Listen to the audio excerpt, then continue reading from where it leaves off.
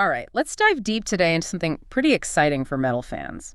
We're talking about Helloween. The German power metal legends, yeah. Exactly. They've got their second album coming out with the full Pumpkins United lineup. Which is huge, bringing back Michael Kiske and Kai Hansen alongside Andy Darris. Yeah. That reunion was massive news. It really was. And, their return delighted fans of that classic Keeper era sound. Yeah. Now they're all fully integrated, which is, well, it's the big story here. Absolutely. And that brings us right to the core of today's deep dive. After their self-titled reunion album in 2021, which, let's be honest, got great reviews. It did. Critically acclaimed. Right. So the big question now is, can they do it again? Can the Pumpkins strike twice with this new one? It's called Giants and Monsters. Okay. And we're basing this on a review. Yeah, we're digging into the Metal Voice review by Jimmy K. He got an early listen, so we're going to unpack his thoughts. Perfect. So our mission then is to pull out the key insights, maybe some surprising bits, those aha moments from the review. We want to help you understand why this album is such a big deal in the metal world right now. That's good. So Giants and Monsters, it's out August 29th, 2025 on Reigning Phoenix Music. What's the first impression? What vibe does the review pick up on straight away? Okay, so right off the bat, what's interesting is the review describes a brighter feel, more spiritual, kind of uplifting energy. Oh, interesting. Different from the last one. Seems like it leans more that way. And it actually lines up with something Andy Darris himself said in a recent interview, also with the Metal Voice. He hinted at a brighter, uplifting direction. And the lyrics reflect that. Oh, yeah. According to the review, they really went there. Seems like reincarnation, gods, saviors, even aliens, apparently. Aliens. Okay, Helloween going cosmic. And what about the sound itself? Who's pulling the strings behind the board? Good news for consistency fans. It's Charlie Bauerfeind and Dennis Ward again. They handled the production. Same team as the 2021 album. Exactly. And the review notes the production is very much in line with that clean, powerful, well-balanced, not overly polished or slick. Right. So if you liked how the last one sounded, you'll probably be happy here. Same kind of quality, same kind of power. Okay, now here's something I think longtime fans will really want to zero in on. The review apparently highlights a pretty significant shift in how the vocals work together compared to 2021. Yes, this is maybe the most crucial point. If you think back to the 2021 album, it was great, don't get me wrong. Yeah, definitely enjoyable. But, sometimes it felt a bit like maybe two bands, one album.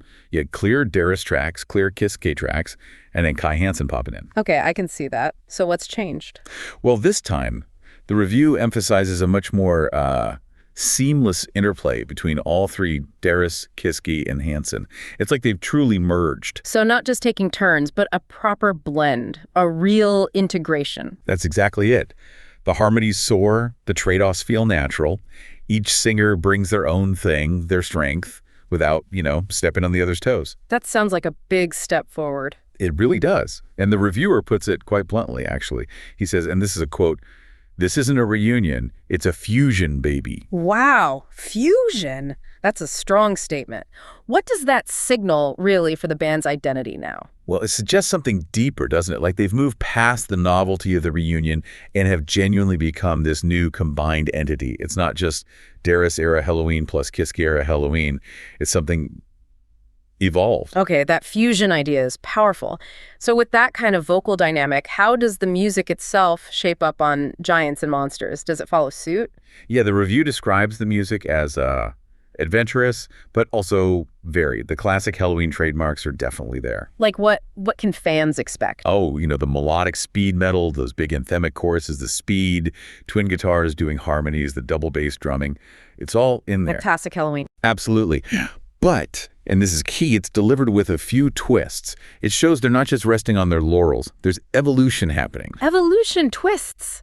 Okay, let's get specific. What tracks did the reviewer highlight? What really stood out? All right, track rundown. First is the opener, Giants on the Run. It's a 6-minute epic. Sets the stage. Totally. The review calls it an album opener of the year contender. High praise. Yeah. Darris is on lead vocals. Kai Hansen comes in on the bridge. Okay. And then there's this bit described as a Blind Guardian-esque operatic midsection. So, pretty grand. Big riffs, big chorus.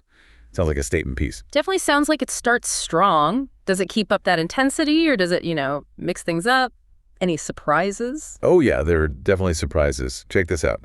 A little is a little too much. Okay, interesting title. Right. And the review calls this one a highlight track, but also a surprising twist. Apparently, Darius and Kiski trade verses on it. How's it described? Get this. Syrupy, melodic throwback to 80s radio metal. Whoa, really? Like hair metal radio? Kind of sounds like it. Described as sweet, short, and oddly addictive. The reviewer even predicts it'll be the next single and says it's like MTV in the best way. Huh. MTV in the best way. That's unexpected for Helloween, but intriguing. What about tracks that really showcase that vocal fusion we talked about? For that, the review points to Into the Sun.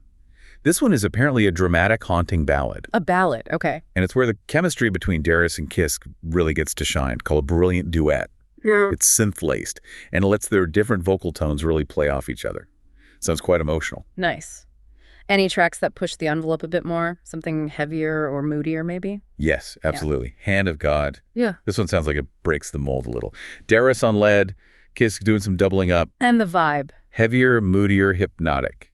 Yeah. It's got groove, described as having industrial anthemic metal elements. It's industrial for Helloween. Yeah. And wait for it. The reviewer even calls it a metal dance number. Seriously, a dance number. Yeah. But quickly adds in a good head-bopping way. So maybe more about the groove and rhythm. Plus, it apparently features a monster solo, so it's definitely still metal, just different, experimental for them, maybe. Okay, that sounds fascinating. Now, what about the flip side? For the fans who are really yearning for that classic, old-school Kiskera sound, is there anything for them? Definitely. The review specifically calls out Under the Moonlight. Says it's like a time machine back to the Kissy Keeper era. Ah, the Keeper albums. Iconic stuff. Exactly. And the reviewer says this track could have easily fit on Keeper Part 1 or 2. It's described as mid-paced, upbeat, kind of quirky. A real treat for fans of that specific period, seems like. Pure Michael Kiske throwback. That's great, covering different eras. So how do they wrap up an album with all this variety? How does it end? It closes with a track called Majestic.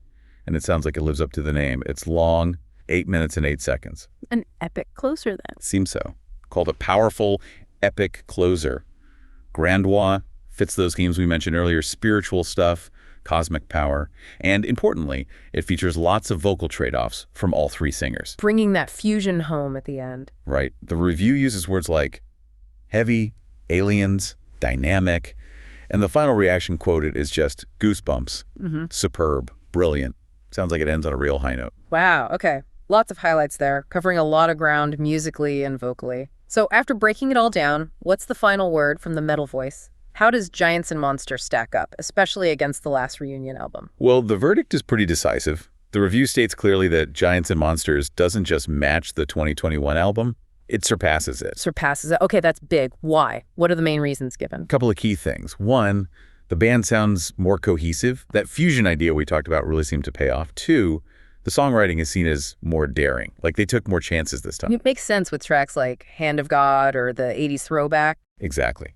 And overall, the review feels the spirit of Helloween, both the classic and the modern sides, is just really alive and well here. It's considered more memorable, offering something for everyone.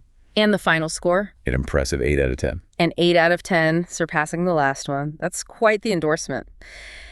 So, wrapping up our deep dive today, we've looked into the metal voice review of Helloween's Giants and Monsters. And it paints a picture of an album that's really a significant step forward. Yeah, not just a sequel, but an evolution. That blend of classic Helloween, those daring new elements, and especially that truly fused vocal approach seems to make it something pretty special. Absolutely.